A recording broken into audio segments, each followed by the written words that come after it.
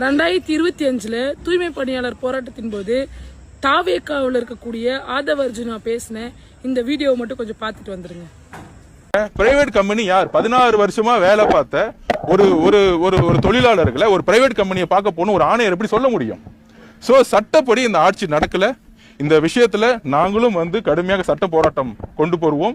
எங்க தலைவர் இந்த விஷயம் நேத்துல இருந்து கேள்விப்பட்டு ஒரு 4-5 நாளாவே ரொம்ப வருத்தத்துல இருந்து இமீடியட்டா பார்க்க போகணும்னு சொன்னாங்க. கூடிய விரைவில் தலைவரோட டிஸ்கஸ் பண்ணி தமிழகம் முழுவதும் மிகப்பெரிய போராட்டத்தை தமிழக வெற்றி கழகம் முன்னெடுக்கணும். இப்பதான் பொதுச் செயலாளரும் பதிவு பண்ணாரு.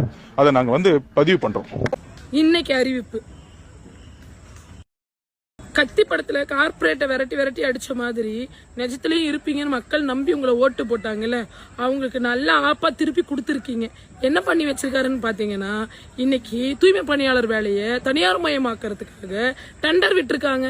இதுதான் நீங்க மக்களுக்கு செய்யக்கூடிய மாற்றமா? உங்களை நம்பி ஓட்டு போட்ட மக்களுக்கு செய்யக்கூடிய சமூக நீதி இதுதானா? படத்துல காட்டின மாதிரி இருப்பீங்கன்னு நம்புனாங்கல்ல இந்த மக்களுக்கு நல்ல விபூதி அடிக்கிறீங்கல்ல. 2025 ஆதவ அர்ஜுனா என்ன சொன்னாரு? தூய்மை பணியாளர் போராட்டத்தப்போ விஜய் 4 நாளா பயங்கர அப்செட்டா இருக்காரு, அதனால நாங்க இதை அலசி ஆராய்ச்சி தமிழ்நாடு முழுக்க போராட்டத்தை முன்னெடுக்க போறோம் அப்படின்னு அறிவிச்சாரு. அப்ப என்ன, இன்னைக்கு ஆட்சியில் இருக்கக்கூடிய சிஎம்க்கு விஜய் அவர்களுக்கு எதிராக தாவேக்காவே போராட்ட காலத்துல குதிச்சிருமா? எதிர்பார்க்கலாமா? நாங்க இதுதான் நீங்க மக்களுக்கு செய்யக்கூடிய நன்றி கடனா? கார்பரேட்டை எதிர்ப்பீங்கன்னு பார்த்தா கார்பரேட்டுக்கு ரெட் கார்பெட் விரிச்சுல கூப்பிடுறீங்க வாங்கன்னு சொல்லி. இதுதான் சமூக நீதியா?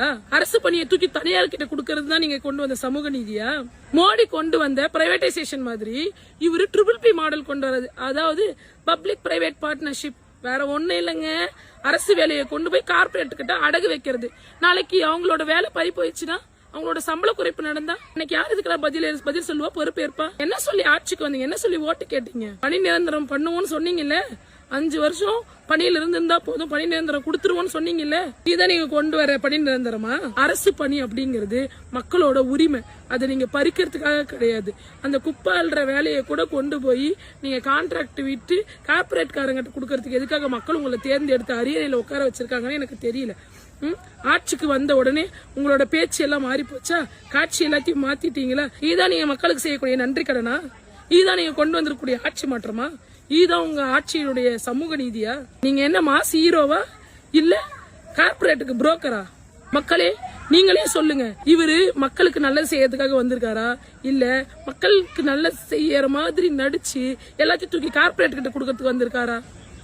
இது எல்லாம் எதிர்த்து பேசினாலே உடனே ஊப்பின்னு முத்திர குத்திர வேண்டியது. அப்ப நீங்க என்ன 4 கோடி ஊப்பியா?